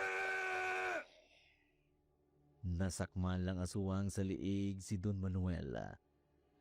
Nabitiwan nito ang hawak na barel habang sakmal ng halimaw ang liig ng matanda. Tinanggal nito ang suot na pantalon ni Don Manuel hanggang sa wala na itong matirang saplot na pang-ibaba. Gamit ang matatalim na kuko, pinutol ng aswang ang pagkalalaki ng matandang Don. Halos himatayin ang matanda sa sakit. Sumirit ang dugo mula sa putol na pagkalalaki ng matanda. Kumalat ito sa sahig. Ipinakita pa ng aswang kay Don Manuel ang kaputol na pagkalalaki nito. Tingnan mo. Tapos na ang kahayupan mo. Anong ginawa mo sa akin? Hayop kang aswang ka. Papatayin kita. Wala ka nang magagawa, Don Manuel. Patay na ang mga tauhan mo. Wala nang tutulong sa'yo. Yan ang nararapat sa mga katulad mong mapangapi at hayok sa laman. Kung tutusin, kulang pa ang kabayaran na yan sa lahat ng kasamaang ginawa mo.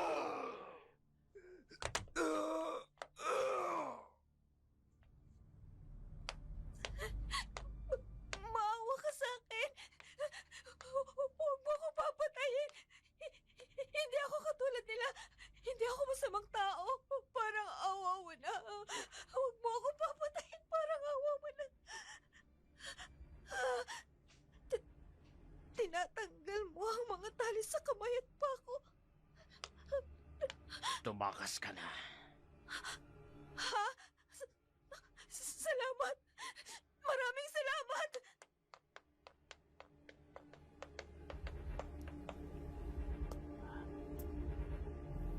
Sumalampak sa sahig si Don Manuel nang bitiwan ito ng halimaw. Walang saplot na pang-ibaba at naliligo sa sariling dugo. Namimilipit sa sakit dahil sa pagputol ng ari nito. Tinuo ng halimaw ang kinaroroonan ni Ami. Nagmamakawang dalaga sa pag-aakalang papatayin siya ng halimaw. Nakabulagta at wakwak ang dibdib at tiyan ng mga tauhan ni Don Manuel. Agad namang tumakas si Ami matapos pakawalan ng aswang sa pagkakatali nito. Nangihi naman ang buong katawan ni Ami. Nagpupumilit naman siyang makaalis sa mansyon. Puro latay at pasa ang mga braso nito dahil sa pambubugbog ni Don Manuel. Paika-ikang lumabas si Ami sa mansyon, subalit palaisipan kay Ami kung bakit hindi siya pinatay ng aswang, kung bakit gano'n na lamang katindi ang galit ng aswang kay Don Manuel. Agad na pinuntahan ni Ami ang kaibigan sa bahay ng tiyahin nito. Labis ang kasiyahan ni Cathy nang makitang ligtas ang kaibigan. Nagkasundo ang dalawa para magsampa ng reklamo laban kay Don Manuel.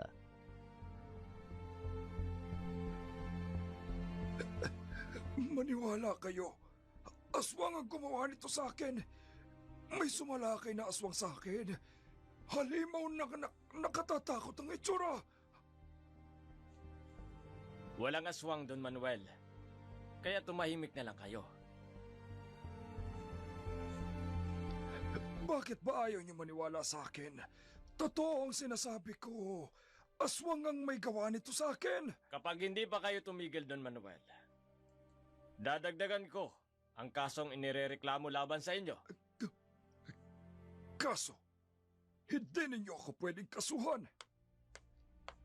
At bakit hindi, Don Manuel? Kathy, Ako nga, Don Manuel. Naalala niyo ba yung sinabi ko? Pagbabayaran ninyong lahat ng ginawa niyo sa akin. sandali. Ang babaeng ito, ang dapat niyong ikulong. Magnanakaw siya. Matapos kong patirahin sa mansyon, pinagnakawan ako ng babaeng ito. Huwag na kayo makipagmatigasan, Don Manuel. Hindi na uubra ang kahit ano pang sabihin ninyo. Talagang wala kang kasing sama. Ami, pinagkaisahan niyo ko. Nagulat ka ba, Don Manuel? Akala mo ba namatay na ako pagkatapos ng lahat ng ginawa mo sa akin? Ang totoo, pinatakas ako ng sinasabi niyong aswang. Tayo na. Bahala ng batas na magparusa sa kanya. Ngayong nadakip na siya ng mga pulis, tapos na ang kasamaan niya. Tama na yan. Hayaan na nating dalhin siya sa loob. Bahala ng mga pulis sa kanya. Sa pakikipagtulungan ni Cathy at Ami, nahuli si Don Manuel. Sinampahan ng patong-patong na kaso ang matanda, rape, child trafficking at marami pang iba. Samantala, habang nasa labas ng presinto si Cathy, nag-apila ito para sa kaso ng kanyang tiyahin.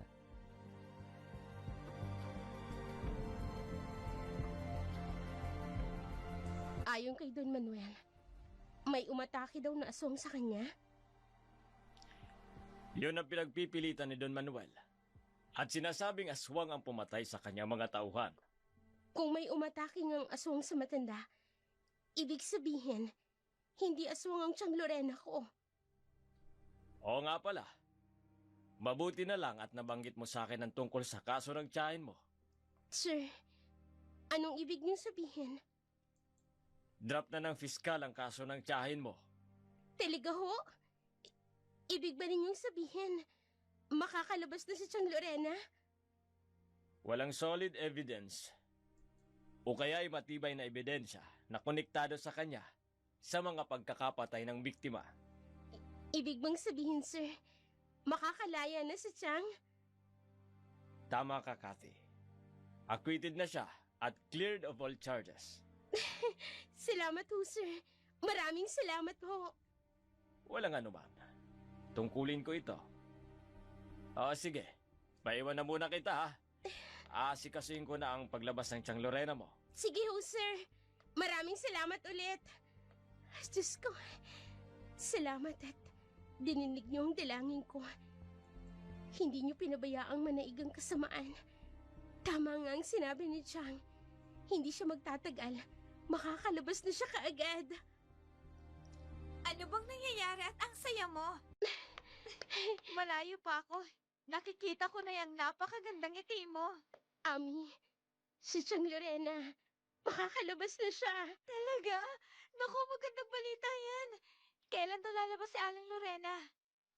Sabi ni SPO2, maaari nang makalabas si Chang anumang oras mula ngayon. Masaya ako para sa'yo, Cathy. At sa tia Lorena mo. Tayo na. Siguradong matutuwa si Patrick kapag nalaman niyang makakalabas na si Chang.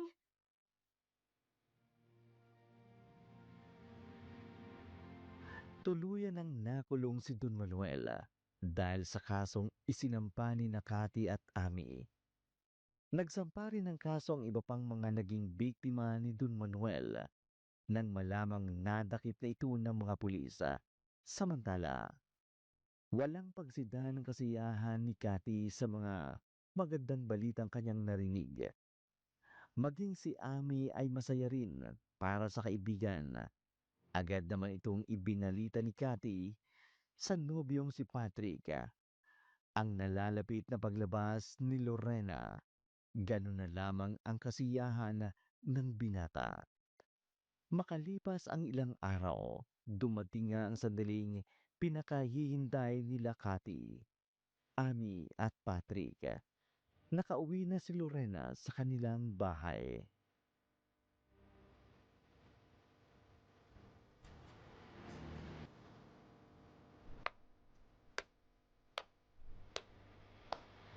Bakit parang walang tao sa bahay? Hindi yata alam ni Kathy na ngayong araw ako nakatakdang dumating dito sa bahay. Nasaan kaya si Kathy? Hindi bale. Nakabukas naman ang gate. Kaya makakapasok ako. Baka may pumunta na kaibigan niya. O baka namasyal kung saan. Kasama si Patrick.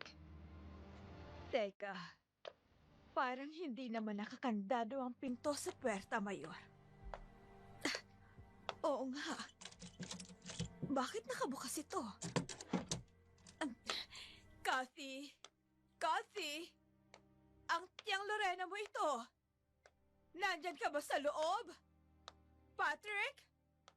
Patrick, nariyan ba kayo? Ay, nasaan kaya mga batang ito? Kinakabahan na tuloy ako. Hindi maganda ito. Papasok na ako. Ang dilim. Napakadilim.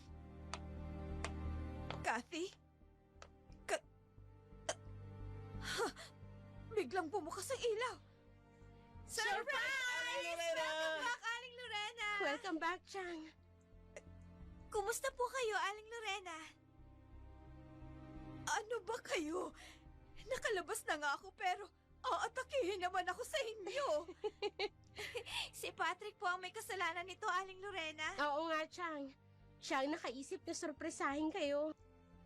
Uy, anong ako? Plinano niyo tong dalawa, oh. O siya, sige na. Para matigil na kayo. Ako na ang may kasalanan. Hindi ko kasi nalaman na susurpresahin niyo pala ako ng ganito. Hindi na po yung sorpresa kung alam nyo na.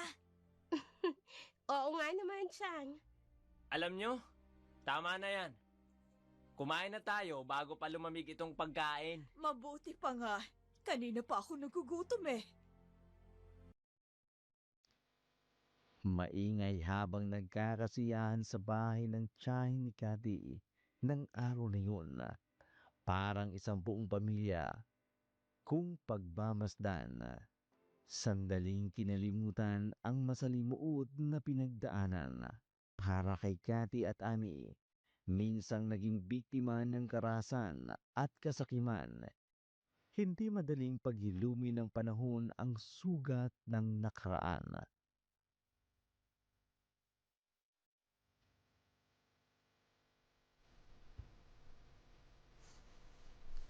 Salamat sa'yo, Kathy. Salamat. Bakit po kayo nagpapasalamat sa akin, Chang? Salamat.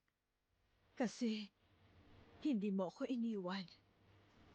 Hindi mo ako pinabayaan sa oras na kailangan ko ng karamay. Wala po yun. Para ano pa't kinupkup niyo ko? Kung iiwan ko rin ho kayo. Patawarin mo ako, Kathy. Sa kabila ng nagawa ko sa'yo, hindi mo pa rin ako nagawang pabayaan. Huwag niyo na pong isipin yun, Chang.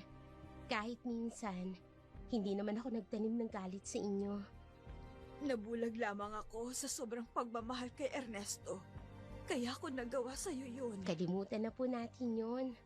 Hindi pa naman huli ang lahat para magpatuloy tayo sa buhay. Salamat. Hayaan mo. Mula ngayon, ako na ang mag-aasikaso ng bahay at ng lupang naiwan sa'yo ng mga magulang mo. Hindi ko na pakikialaman pa, Kathy. Salamat, Chang Lorena. Kathy! Aling Lorena! Ano bang ginagawa niyo dito? Magagabi na, oh. Hindi ba kayo nilalamig? O sige na, maiwan ko na kayo. Maghahanda na ako ng hapunan natin. Sumunod kaagad kayo dito ha para sabay-sabay tayong maghapunan. Sige po, Aling Lorena. Bakit ang tagal nyo namang dumating? Lagi nyo na lamang akong pinaghihintay. Eto kasi, ang bagal maglakad. Oo na, kasalanan ko na naman. Akala ko ba may sasabihin ka sa amin? Kaya tayo pumunta dito. Oo nga. Tungkol ba saan yun? Yun na nga eh. Nung gabing sinalakay ng aswang si Don Manuel, ang akala ko talaga papatayin din niya ako. Pero alam nyo, hindi niya ako pinatay. Pinatakas niya pa nga ako eh. Hindi ko talaga makakalimutan yun sa buong buhay ko. Mas mabuti nang hindi nyo kilala kung sino ang aswang. Ang mahalaga, natapos na ang gulo at ligtas kayo. Ako naman, haharapin ko ang buhay na nararapat sa akin. Si Aling Lorena, tinatawag na tayo. O sige, mauna ka na ha. Susundan lang kami. Patrick, salamat sa lahat ha. Siya nga pala. Nasaan ang mga magulang mo? Ayon kay Patrick, 5 taon pa lamang siya nang mamatay si Berhel at Eleanor. Ang mga magulang niya ay kinupkop ng kapatid ni Berhel si Patrick dahil sa naiwang negosyo ng mga magulang niya. Pero pinalayas din siya ng kumukup sa kanya. Nang maubos na ang pera, huli na nang malaman niyang adik ang pumatay sa mga magulang niya. Makalipas ang 18 taon, muling nag-cross ang landas sina Patrick at ang taong kumukup at nagpalaya sa kanya noon, ang adik na si Ernesto. Sumainyo ang isa na namang magandang kwentong inyong narinig sa araw na ito. Sa muli, sa ngalan po ng buong pwersa ng Oragon Creator, Dark Shadow 101, kami po ay buong pusong nagpapasalamat sa inyong walang sawang pagtangkilik sa aming mga dulang itinatanghal.